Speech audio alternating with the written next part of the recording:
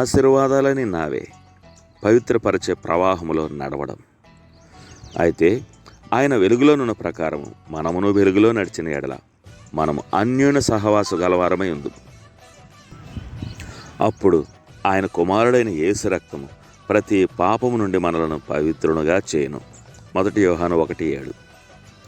క్రీస్తుతో మన ఐక్యతకు సంబంధం ఉన్న అనేక వర్తమాన కాల చర్యల గురించి లేఖనములు మనకు మనోల్లాసం కలిగించే రీతిలో పదే పదే గుర్తు చేస్తున్నాయి. ఆయన క్షమిస్తాడు, ఆయన తృప్తిపరుస్తాడు, ఆయన విమోచిస్తాడు, ఆయన అనుగ్రహిస్తాడు. మరియు ఈ లేఖన భాగంలో ఆయన ప్రతి పాపము నుండి మనల్ని పవిత్రపరుస్తాడు. ప్రభు అయిన యేసుక్రీస్తు యొక్క ఇహలోక పరిచర్య ముగించబోతుందనే సంకేతాలు అందించిన ఆ రాత్రి ఆయన తన శిష్యులతో కలిసి ఒక బల్ల వద్ద భోజనం చేయబోయే ముందుగా వారి పాదాలు కడిగాడు.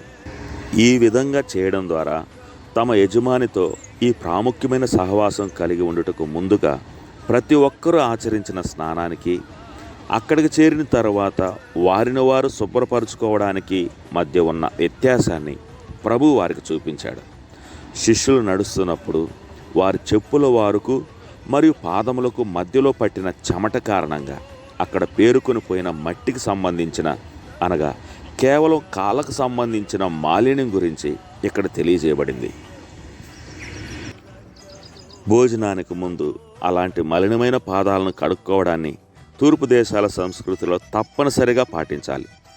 ఈ రోజుల్లో పాశ్చాత్య దేశాల్లోని ఇళ్లల్లో టీ, కాఫీలు ఇవ్వడం అనేది ఎంత తరచుగా జరుగుతుందో, కాళ్ళు కడుక్కోవడం అనే ప్రక్రియ తూర్పు దేశాల్లో అంత తరచుగా జరిగేది.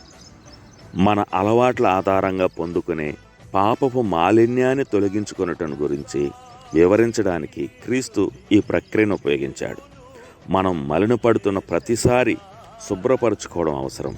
పరిశుద్ధంగా జీవించాలని కోరేవారికి కూడా పాపపు మరకలు నిరంతర సమస్యే. మనం క్రీస్తుని విశ్వసించినప్పుడు మన పాపం తొలగించుకొనుటకు స్నానం చేసిన వారం అవుతాం. దీనినే మనం క్షమాపణ అని అంటాం. ఆ శుద్ధీకరణ మన పాపములన్నిటి నుండి మనల్ని పవిత్రపరిచేందుకు దేవుడు ఒకేసారి చేసిన శాశ్వతమైన కార్యం. అయితే మనం ఏదైనా పాపం ఆలోచన చేసినప్పుడు లేక పాప పని జరిగించినప్పుడు పాపపు మరక మనల్ని వెన్నంటే ఉంటుంది. అటువంటి పరిస్థితులలో క్రీస్తు రక్తం ద్వారా ఆ క్షణంలో ఆ పాపము నుండి పరిశుద్ధపరచబడతాం. కంటిలోని లాక్రిమల్ గ్రంథి నుంచి నిరంతరం ప్రవహించే కన్నీరు కంటిలోని ప్రతి చిన్న ధూళి కణాలను శుభ్రపరిచి కంటిని పరిశుభ్రంగా ఉంచుతుంది.